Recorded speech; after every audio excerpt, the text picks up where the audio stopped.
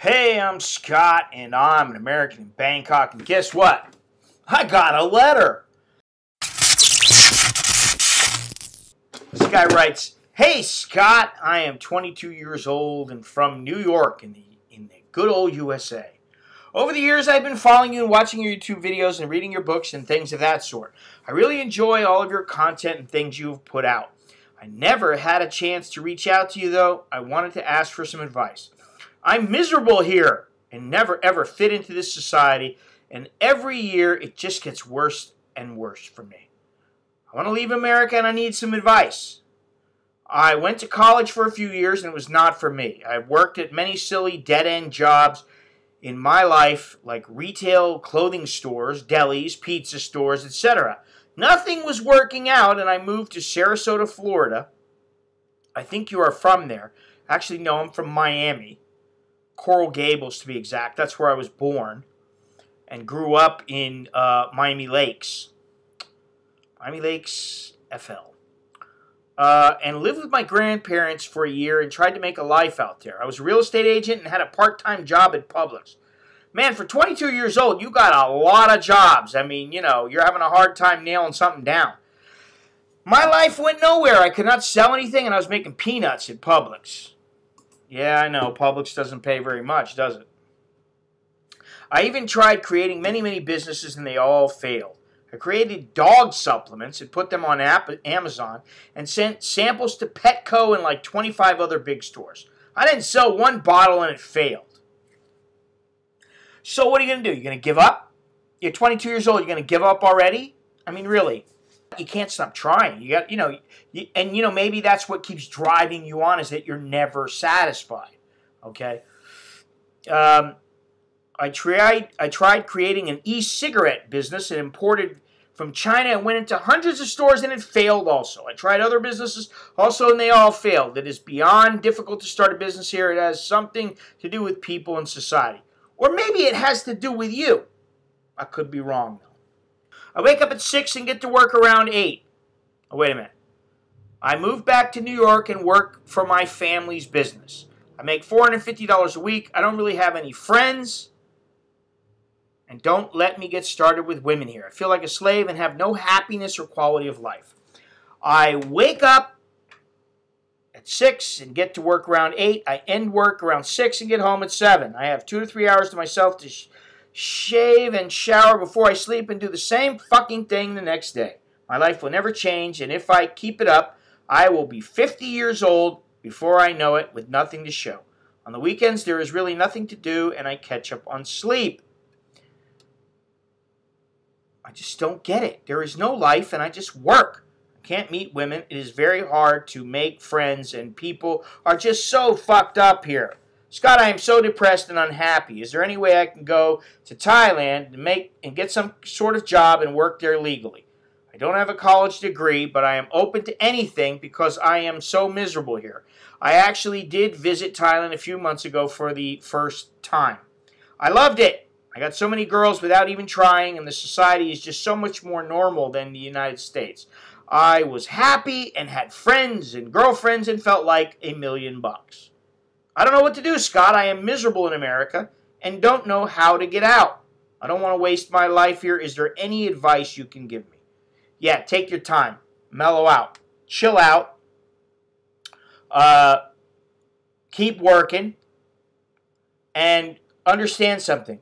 Thailand is not the answer, okay? It's not your answer. I tell you that right now. You were here on holiday.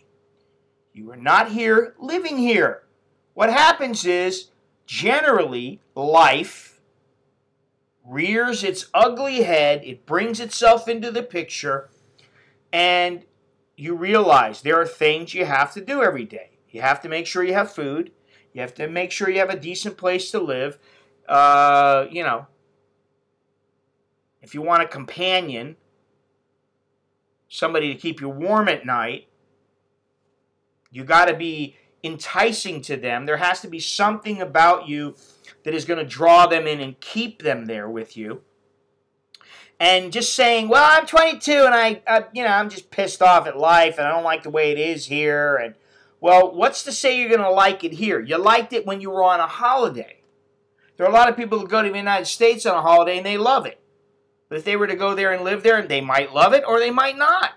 You know, you don't really know.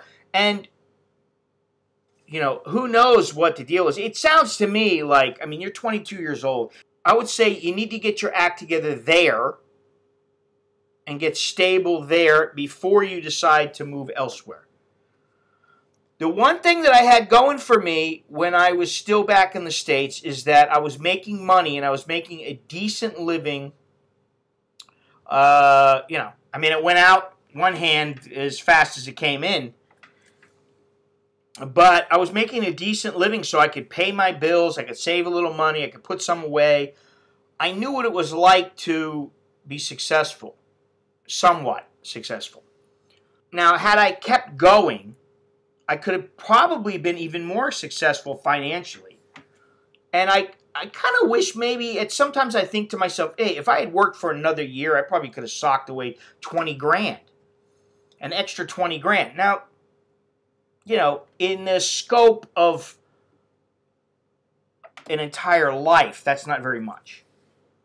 But you're only 22. I was 30, what was it, 32? And I would say you have just now begun to tap into what life is about. You've got all these jobs here. I mean, you know, I can only assume you work there for a week, 2 weeks, a month, a couple of months. You've got a stable job, apparently. You're with your family business.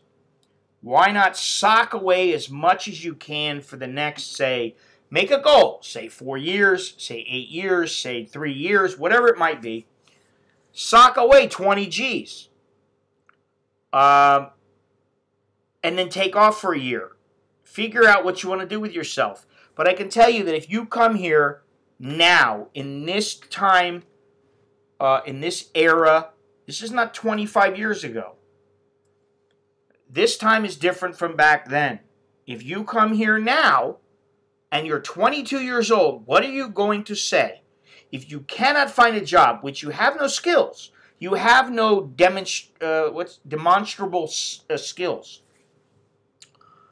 You don't have that degree which says, hey, at the very least, I finished my education. Which, you know, listen, I've learned far more from the world than I have ever learned in college.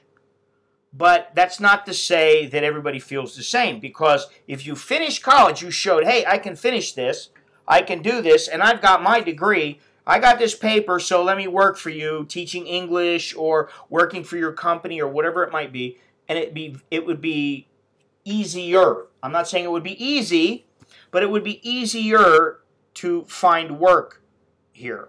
You sound like you hustle, but nothing ever pans out. I would say get something going there before you even think about coming here.